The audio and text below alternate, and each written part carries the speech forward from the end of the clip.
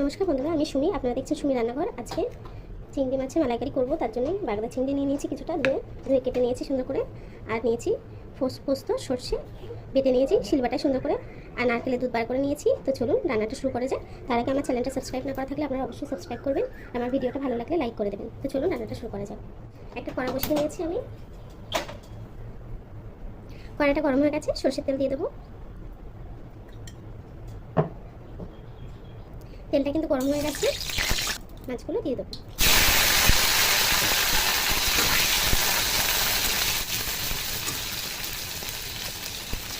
সামান্য একটু হলুদ দেবো, ছোটো চামচের চামচ নুন দিয়ে দেবো। এই মাছটাকে একটু ভেজে নেব। মাছটা কিন্তু হালকা ভাজা হয়ে গেছে, মাছটা তুলে নেবো। দেখুন মাছগুলোকে আমি খুব বেশি ভাজিনি, হালকা করে ভেজেছি। মাছগুলো তুলে নেবো।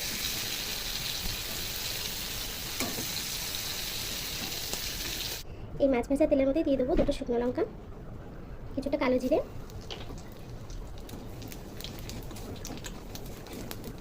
দিয়ে দেবো সর্ষে পোস্ত বাটা,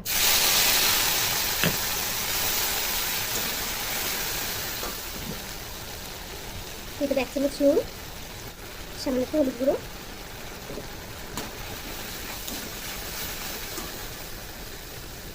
দিয়ে দেবো সামান্য একটু চিনি, দিয়ে দেবো 4টে কাঁচা লঙ্কা, দিয়ে দেবো নারকেলের দুধ।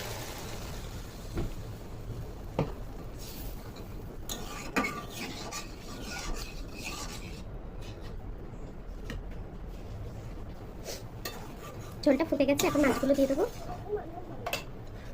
ভাজা মাছগুলো দিয়ে দিলাম।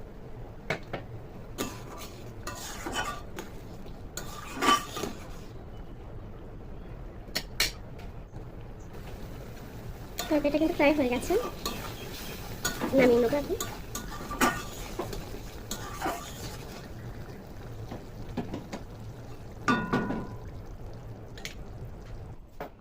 তরকারিটা আমার কিন্তু চিংড়ি মাছের মালাইকারিটা হয়ে গেছে, দেখুন।